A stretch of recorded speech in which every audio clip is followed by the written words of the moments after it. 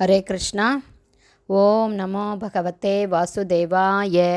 நாராயணம் நமஸ்கிருத்யம் நரம் சைவ நரோத்தமம் தேவீம் சரஸ்வதீம் வியாசம் ததோ ஜெயம் உதீரயேத். நஷ்டப்ராயேஷு அபத்ரேஷு நித்யம் பாகவத சேவையாம் பகவதேருத்தம ஸ்லோகே பக்திர்பவதி நைஷ்டகி முகம் கரோதி வாச்சாலம் பங்கும் லங்காயதே கிரிம் யத்கிருபா தமகம் வந்தே ஸ்ரீகுரும் தீனதாரிணம் பரமானந்த மாதவம் Sri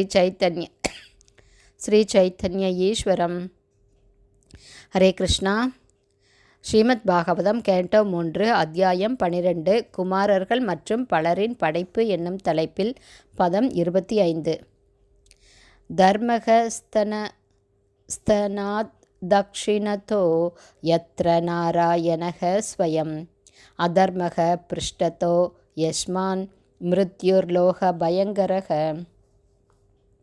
word by word meaning. தர்மக சமய அறநெறி, ஸ்தனாத் மார்பிலிருந்தும், தக்ஷிணக வலதுபுறத்திலிருந்தும், யத்ர அங்கே, நாராயணக பரமபுருஷ பகவான், ஸ்வயம் தனிப்பட்ட முறையில், அதர்மக சமய அறநெறிக்கு புறம்பானது, பிருஷ்டதக பிருஷ்டத்திலிருந்தும், யஸ்மாத் அதிலிருந்து, மிருத்யுக மரணம், லோக உயிர்வாழிக்கு, பயங்கரம்.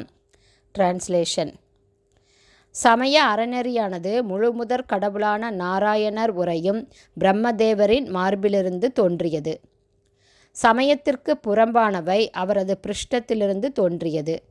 உயிர்வாழிக்கு அச்சம் தரும் மரணமானது அங்கேதான் நிகழ்கிறது. Purport by Srila Prabhupada. ஜெய் Srila Prabhat.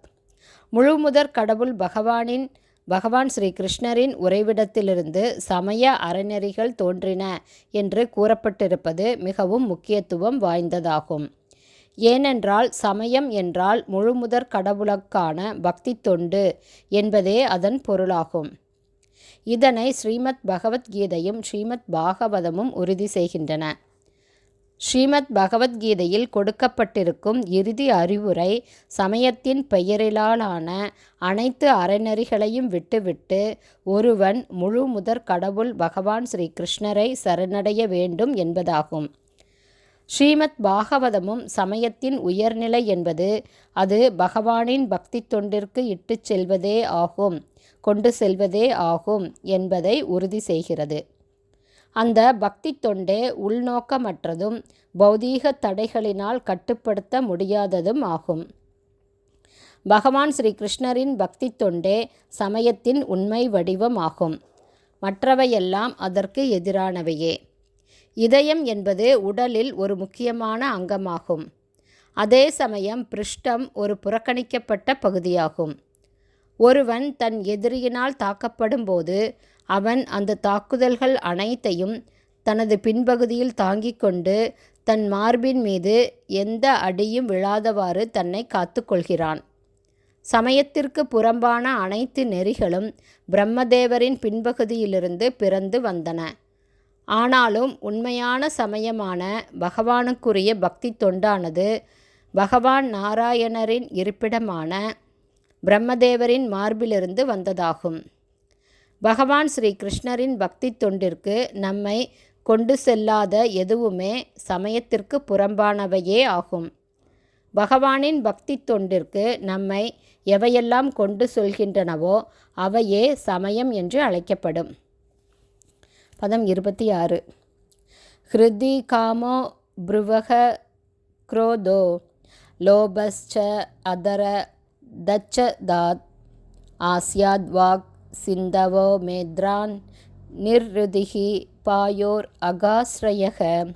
Word by word meaning. ஹிருதிஹி இதயத்திலிருந்து, காமக காமம், புருவக புருவங்களில் இருந்து, குரோதக குரோதம், லோபக பேராசை, ச மேலும், அதர தச்சதாத் அதரங்களின் இடையிலிருந்து, ஆஸ்யாத் வாயிலிருந்து, வாக்கும், சிந்தவக கடல்கள், மேத்ராத் ஆண்குறியிலிருந்து, நிர்ருதிகி இழி செயல்கள், பாயோ எருவாயிலிருந்து, குதம் அகக ஆஸ்ரயக தீய ஒழுக்கத்தின் இருப்பிடம்.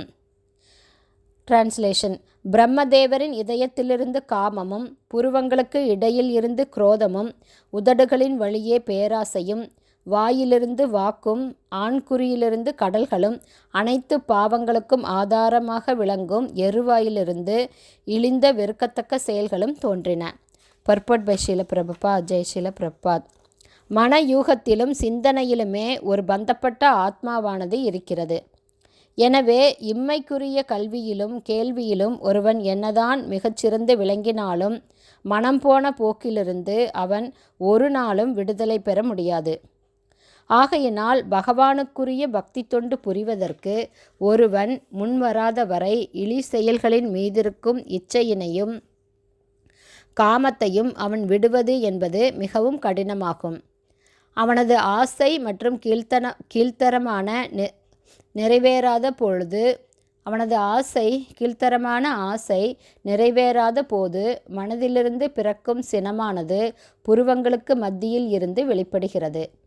அதனால்தான் சாதாரண மனிதர்கள் தங்கள் மனதினை புருவங்களுக்கு மத்தியில் வைக்குமாறு அறிவுறுத்தப்படுகின்றனர். ஆனால் பகவானின் பக்தர்களோ தங்கள் மனதில் முழு முதற் கடவுள் அமர்வதற்கு இடமளிப்பதற்கான பயிற்சியை ஏற்கனவே பெற்றுவிட்டனர். மனதினை ஆசையற்றதாக செய்ய ஒருவராலும் முடியாது. அதாவது ஆசை அருமின் என்று பரிந்துரைக்கப்படுகிறது என்றால் ஆன்மீக மேன்மைகளை அளிக்கும் பொருள்களின் மீது ஆசை வைக்கக்கூடாது என்பதை புரிந்து கொள்ள வேண்டும். ஆன்மீக முன்னேற்றத்திற்கு தடையாக இருக்கும் பொருள்களின் மீது நாம் ஆசை வைக்கக்கூடாது என்பதை புரிந்து கொள்ள வேண்டும். பகவானின் பக்தன் எப்போதும் பகவானை தன் மனதில் வைத்திருக்கிறான். ஆதலால் ஒரு தூய பக்தன் ஆசையற்றவனாக இருக்க வேண்டும் என்று அவசியமில்லை. காரணம், அவனது அனைத்து ஆசைகளும் பகவானுக்குரிய தொண்டின் மீதிலேயே இருக்கிறது. அந்த தூய பக்தனுக்கு பௌதீகமான ஆசை வேறு ஒன்றும் இல்லை. ஏனென்றால் அவனுடைய ஆசை முழுவதும் பகவானுக்குரிய பக்தி தொண்டின் மீதேயே உள்ளது. கல்வி தெய்வமான சரஸ்வதியின் பிறப்பிடம் பிரம்மதேவரின் நாவாகும்.